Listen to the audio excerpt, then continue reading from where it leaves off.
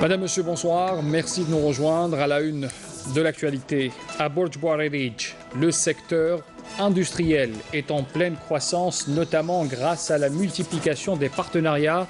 L'exemple, cette unité de production de poutres métalliques qui alimente le marché national depuis déjà 5 années. L'insertion professionnelle des jeunes et le défi du secteur de la formation professionnelle en collaboration avec l'Agence nationale de soutien à l'emploi de jeunes. On verra un exemple ce soir dans la wilaya de Chlef.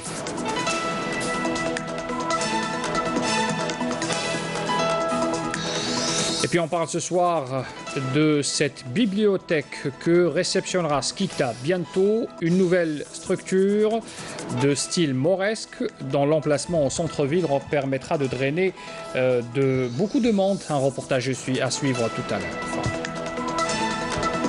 L'actualité est marquée aussi par ces deux écoles qui ont été ouvertes, une à Gaza qui porte le nom de l'Algérie et une autre en Cisjordanie occupée, baptisée Houari Boumedienne. Deux baptisations en reconnaissance à notre pays et à sa glorieuse lutte de libération et à l'amour que voue le peuple palestinien au peuple algérien. Bienvenue à tous. Pour commencer d'abord, le président de la République, Abdelaziz Bouteflika, adresse un message de félicitations à son homologue du Commonwealth de la Dominique, Charles Angelo Savarin, à l'occasion de la fête nationale de l'indépendance de son pays, dans lequel le président de la République réaffirme sa disponibilité à œuvrer au développement des relations bilatérales entre les deux pays. Le président de la République adresse également un message de félicitations au président de la République du Panama, Juan Carlos Varela Rodriguez, à l'occasion de la fête nationale de son pays. Le président Bouteflika réitère son entière disponibilité à œuvrer au renforcement des relations d'amitié et de coopération qui lient l'Algérie à Panama. Et puis le président de la République adresse aussi ce soir un message de félicitations au président des États fédérés de Micronésie, Peter Christian, à l'occasion de la célébration de la fête nationale de son pays, dans lequel le président Bouteflika lui fait part de sa pleine volonté à œuvrer au renforcement des relations d'amitié et de coopération qui lient les deux pays.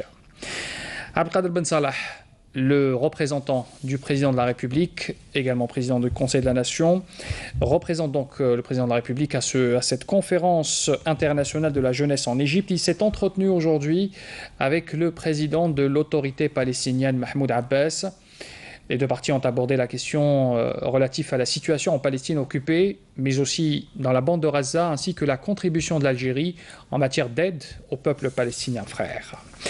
On parle justement de cette conférence internationale de la jeunesse qui se tient, il faut le rappeler, en Égypte en ce moment jusqu'au 9 novembre.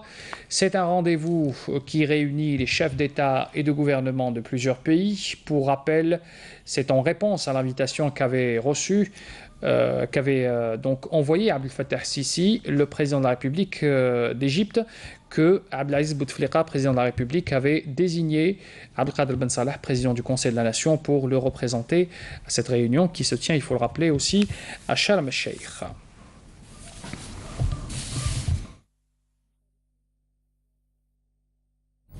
Toujours en matière de coopération, le ministre de la Justice, garde des Sceaux, Taïeb Louh, prendra part à la 7e session de la conférence des États partis à la Convention des Nations Unies contre la corruption qui se tiendra à Vienne, en Autriche.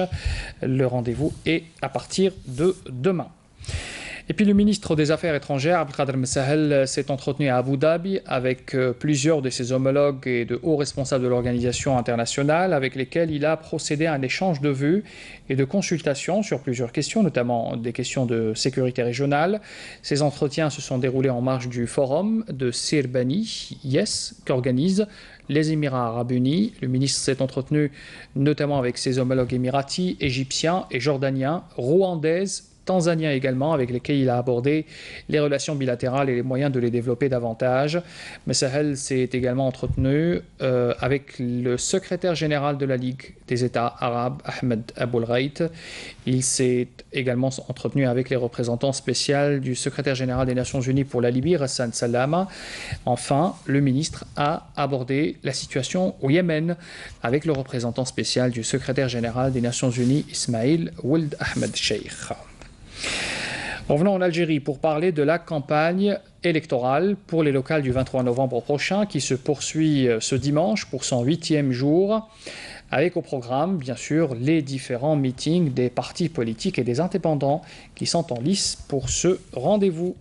Donc pour novembre, le 23 pour être précis. Pour parler justement de ces élections et de ces attentes, on fait un zoom sur la ville de Tiaret où le citoyen et les pouvoirs publics sur place sont unis pour pallier les insuffisances de la commune de Tiaret. Bien sûr, l'expérience a été porteuse, elle devrait être rééditée. Le commentaire de Nakhla Lorbi.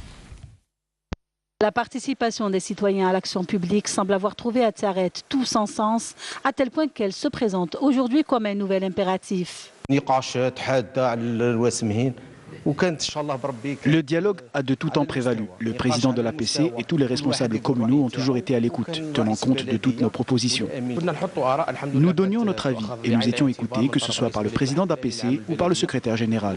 Ayant impliqué élus et citoyens, cette expérience a permis de recenser les problèmes existants et d'en apprendre davantage sur les attentes des habitants.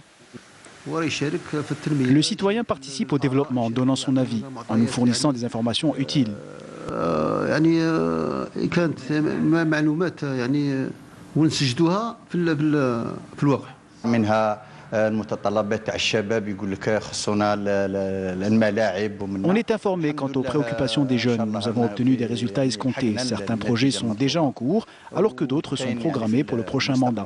L'implication des citoyens dans la gestion de la cité est dans ce cas encourageante à plus d'un titre. Elle a en effet permis la création d'un climat de confiance entre les pouvoirs publics et les administrés. L'économie, on y arrive justement. À Borj Bouarerij, le secteur industriel est en pleine croissance, notamment grâce à la multiplication des partenariats. Cela fait déjà 5 ans qu'une unité sur place, une unité de production de poutres métalliques alimente le marché national, forme aussi des jeunes stagiaires tout en permettant de faire baisser la facture d'importation.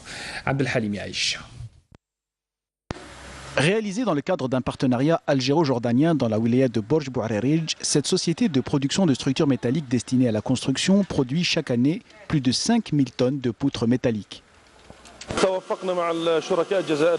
Nous avons fait un accord avec nos partenaires algériens et nous avons mis en application un grand nombre de projets, notamment les poutres et structures métalliques. Nous mettrons prochainement en service une nouvelle ligne de production après l'achèvement des études et des plans d'urbanisme. Ces poutres métalliques sont utilisées dans la construction d'entrepôts et de grandes usines. Leur assemblage nécessite la maîtrise de techniques modernes. Plus de 125 employés issus des centres de formation professionnelle y travaillent à plein temps. Plus de 15 employés ont été formés ici à l'usine et nous avons 15 nouveaux stagiaires qui travaillent en brigade le matin et le soir.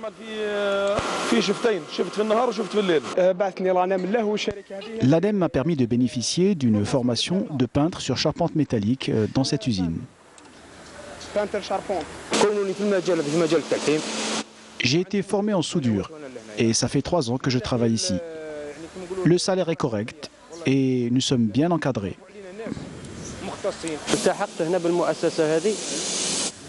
Je suis venu ici pour me former davantage et ça me convient. Ce partenariat dans le domaine industriel permet d'acquérir un savoir-faire et de développer un secteur très important pour l'économie nationale. Et on parle justement de l'insertion professionnelle des jeunes et le défi du secteur de la formation professionnelle. On en a déjà parlé. Ce secteur qui collabore étroitement avec l'Agence nationale de soutien à l'emploi des jeunes, l'ANSEJ.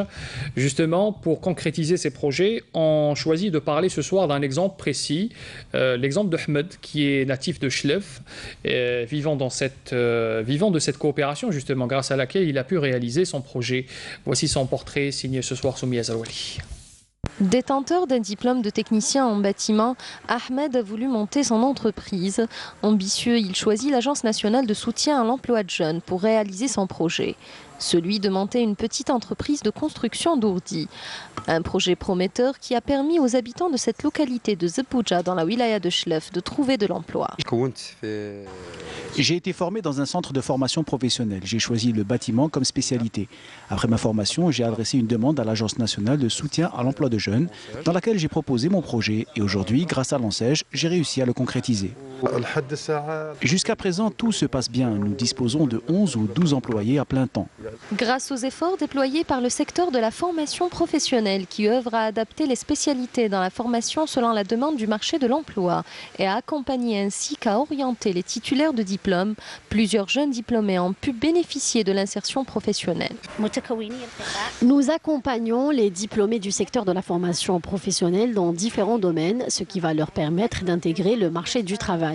La priorité est donnée aux spécialités dont la wilaya a besoin, notamment l'agriculture, l'industrie, l'hôtellerie et le tourisme. La concrétisation des projets des diplômés de la formation professionnelle est le fruit de la coordination entre le secteur de la formation professionnelle et les différents mécanismes de soutien à l'emploi de jeunes.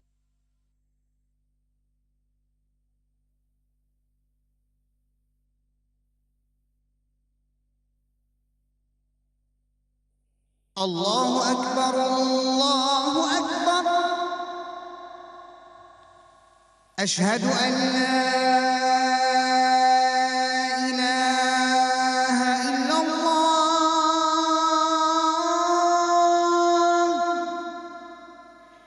Ashhadu an la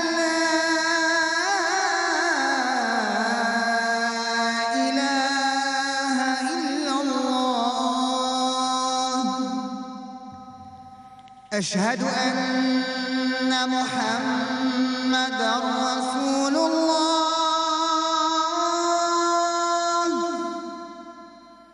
أشهد أن محمدًا رسول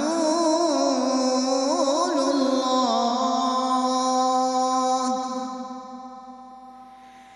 حي على الصلاة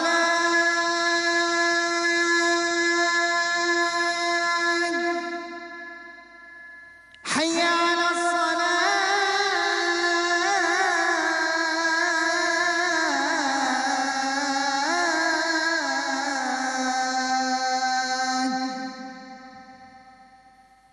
حي على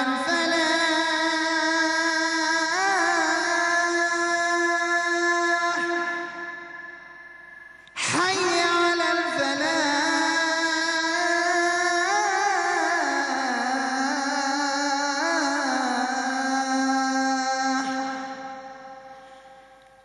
الله أكبر الله أكبر لا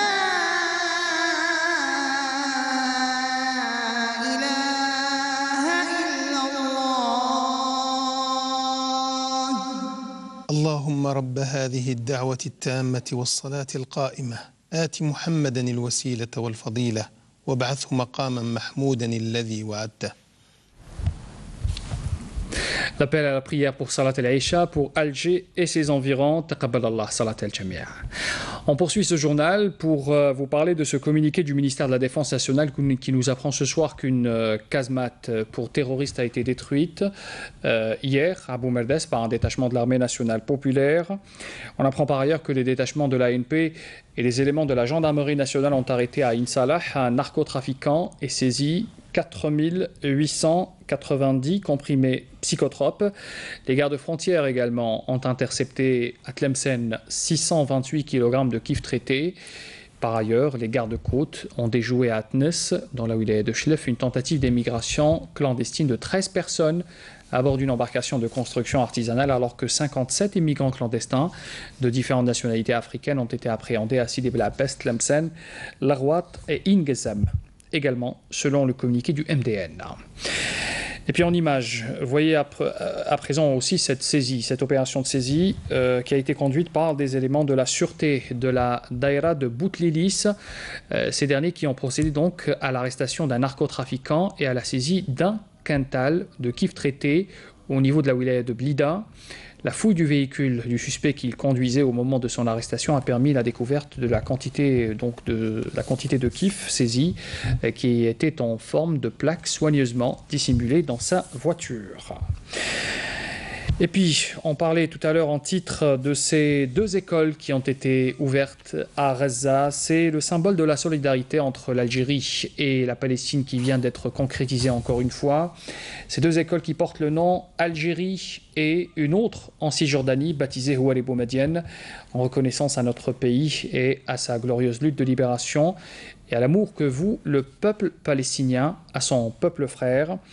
Les 2 écoles ont été inaugurées par des responsables du secteur de l'éducation en présence des élèves et une cérémonie, vous le voyez sur ces images, où les drapeaux algériens et palestiniens flottaient au vent à cette occasion, et puis des chants patriotiques algériens entonnés par des jeunes enfants palestiniens en soutien à notre glorieuse guerre de libération contre le colonialisme et la guerre, tout un symbole de solidarité affiché donc par l'inauguration de ces 2 écoles, je le rappelle, Algérie et Houari Boumedienne, baptisées donc de 2 noms, symboles de notre pays. Et puis dans ce journal, on parle aussi de cette bibliothèque qui va être réceptionnée à Skikda bientôt. C'est une nouvelle structure municipale qui a été construite selon un style mauresque, dont l'emplacement a été choisi au centre-ville de la ville donc de Skikda pour drainer justement beaucoup de monde. Reportage sur place à Aïda Mayouf. Si vous êtes de passage à Skikda, vous ne manquerez pas de la remarquer avec son architecture singulière inspirée du style mauresque.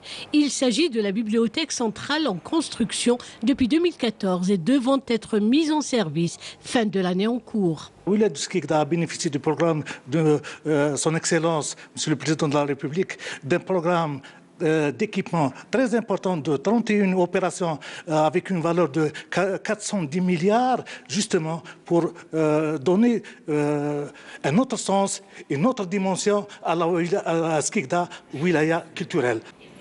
Cette infrastructure culturelle s'étendant sur une superficie de 2300 mètres carrés est implantée au cœur des allées du 20 août 55, en plein centre-ville, ce qui demeure un atout de taille pour drainer le maximum d'intellectuels avides de savoir. C'est un équipement très important qui va servir justement à gérer 44 bibliothèques urbaines, semi-urbaines et communales au niveau de la wilaya et justement accueillir tout un potentiel d'intellectuels et d'amis de la lecture et de la culture.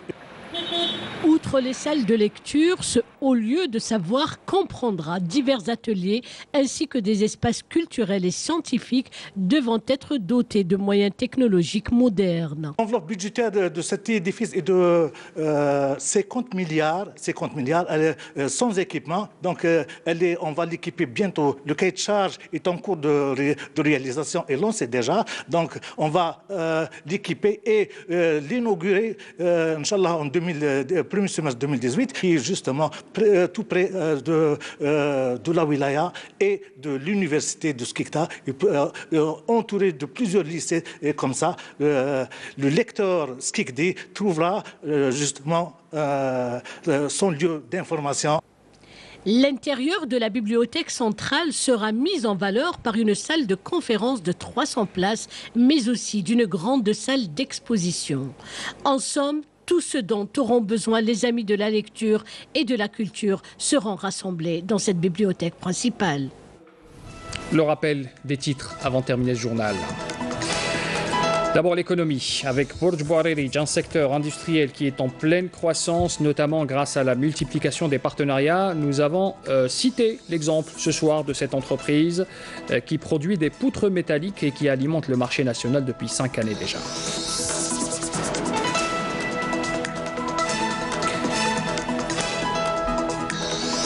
Dans ce journal, nous nous sommes intéressés aussi à l'insertion professionnelle des jeunes, qui est le défi du secteur de la formation professionnelle, en collaboration avec l'Agence nationale de soutien à l'emploi, l'ANSEJ. Nous avons vu d'ailleurs l'exemple à Chlef. Skikda réceptionne bientôt sa nouvelle bibliothèque municipale, une structure de style mauresque dont l'emplacement en centre-ville permettra de drainer beaucoup de monde. Un reportage a été consacré à cette édifice. Et puis la Palestine, où 2 écoles ont été ouvertes, d'abord à Gaza, qui porte le nom Algérie, une autre en Cisjordanie, baptisée Oued Boumedienne, en reconnaissance à notre pays, à sa glorieuse lutte de libération, et aussi à l'amour que voue le peuple palestinien à son peuple frère algérien. Fin de ce journal, merci de l'avoir suivi. Très bonne soirée à tous. Rendez-vous demain pour l'information à midi, Amina Zahouf. Je vous retrouve à 19h. Très bonne soirée à tous. Au revoir.